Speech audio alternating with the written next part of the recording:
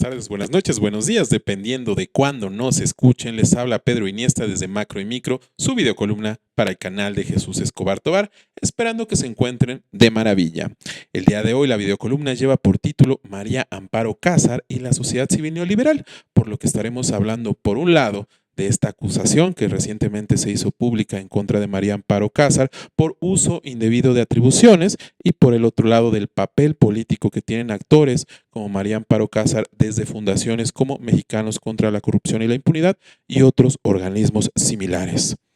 Iniciemos por los hechos. En 2004 fallece el esposo de María Amparo Casar, Carlos Fernando Márquez Padilla, quien en ese entonces era uno de los principales asesores de Octavio Aguilar Valenzuela, director de Petróleos Mexicanos. Mientras se encontraba en la segunda torre de Pemex, pues cae desde su balcón.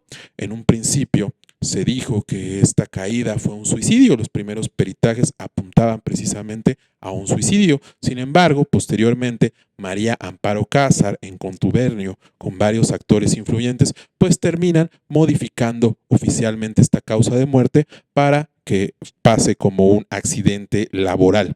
Con esto, María Amparo Casar se permite recibir una pensión vitalicia que en la actualidad asciende ya a más de 31 millones de pesos dados, lo que equivale a 4,000 pesos diarios, una cantidad que es bastante considerable comparándola con el salario del resto de los mexicanos.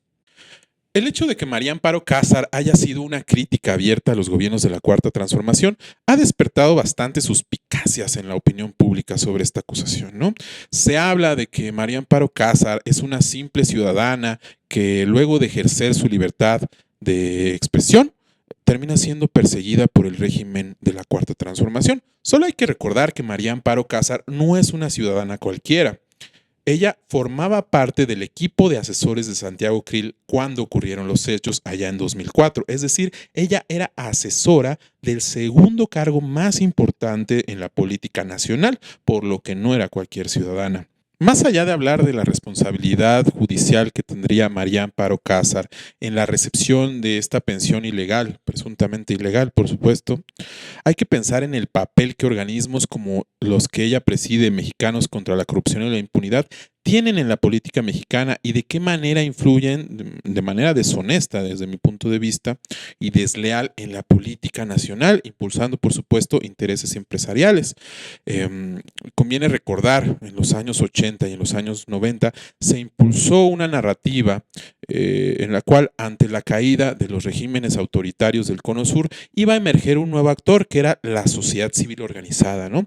Se pensaba la sociedad civil organizada como un tercer actor dentro de las políticas nacionales. Se pensaba por un lado al Estado, por otro lado al mercado y en medio se encontraba la sociedad civil. Se pensaba que debido a su carácter ciudadano iba a ser un contrapeso, repito esta palabra, contrapeso, en contra de los grandes intereses políticos, ¿no? Sin embargo, en la práctica, pues terminan fungiendo como un caballo de Troya en los países latinoamericanos para el impulso de las políticas neoliberales. En México, independientemente de que no hubo un régimen como tal militar, pues sí hubo una narrativa de una emergencia social, sobre todo a partir del terremoto de 1985. En aquel entonces, pues el Estado fue incapaz de cubrir con las necesidades de la población capitalina principalmente para poder responder ante la emergencia. Y se decía, sobre todo a partir del equipo de los topos, civiles no entrenados que terminaron fungiendo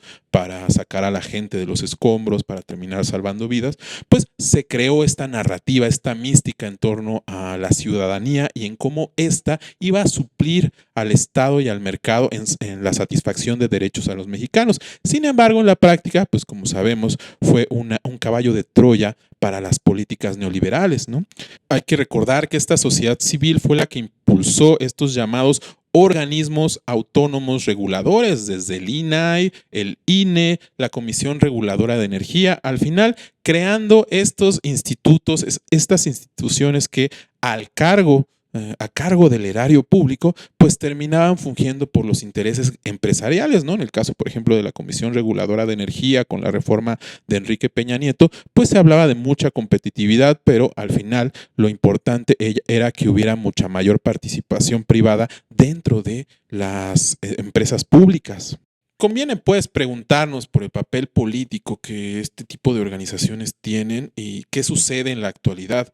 Me parece que en los últimos años organismos como Mexicanos contra la Corrupción y la Impunidad, México Evalúa, el IMCO, etcétera, etcétera, que están conformados principalmente por profesionales en la política pública, pues han sufrido un terremoto bastante grave luego de la llegada de Donald Trump a la presidencia en este último periodo, pues como recordemos cerró gran parte del financiamiento proveniente de USAID, el organismo de la Embajada norteamericana encargada de impulsar sus políticas de desarrollo en el exterior, que como ustedes seguramente intuyen, pues es un caballo de Troya de las políticas neoliberales.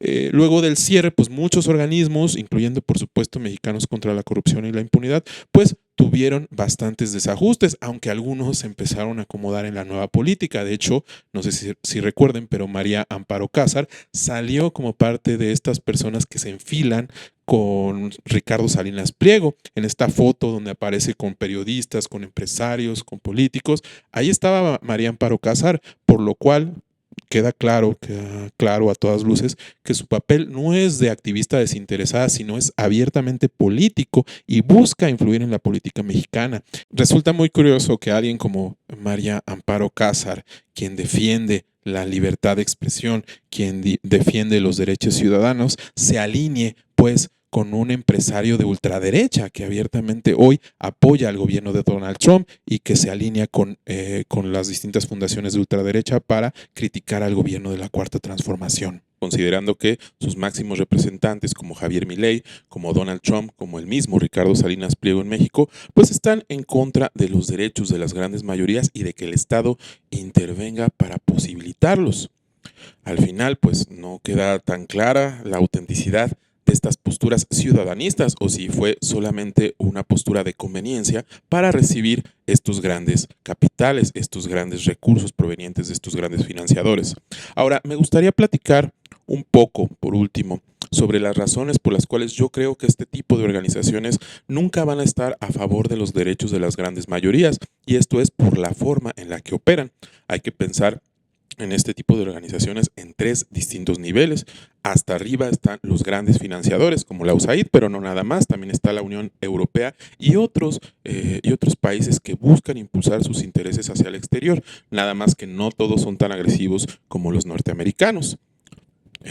Después están los financiamientos empresariales nacionales, ahí entra gente como Claudio X González y demás que al final invierten, realmente es una inversión, invierten recursos en este tipo de organizaciones pues para favorecer sus intereses a nivel local. En ambos casos, pues estos financiadores van a buscar que la operación de las grandes organizaciones de la sociedad civil pues terminen favoreciéndolos y si esto no es así, van a dejar de financiarlos, así de fácil. Entonces, la operación de estas organizaciones es completamente dependiente a este tipo de financiamientos. Primero están sus intereses y luego están los derechos humanos y luego están los derechos ciudadanos y luego está la lucha contra la corrupción. Finalmente está un tercer nivel, que es donde están los operativos, la gran mayoría considerados profesionistas dentro de su área de expertise.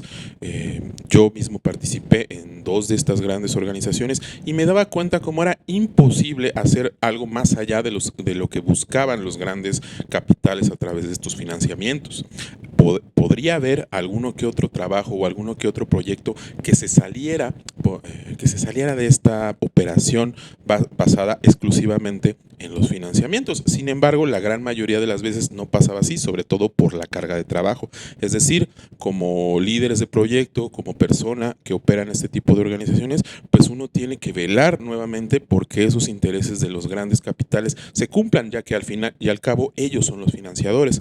Además, en este tipo de perfiles considerados profesionistas, como se mantiene en la actualidad en México, pues hay que recordar que la gran mayoría de nosotros no cuenta pues con un posgrado o no cuenta con una educación que nos permita ingresar a las filas de estas organizaciones, y muchas veces la mayoría de este personal termina siendo pues instrumentalizado precisamente por estos grandes capitales a través del financiamiento y de los salarios que se pagan. Es decir, materialmente estas organizaciones están imposibilitadas en la realidad para finalmente beneficiar a las grandes mayorías.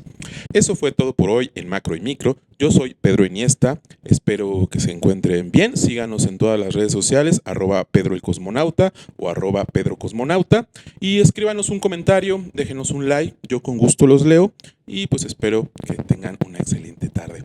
Hasta la próxima.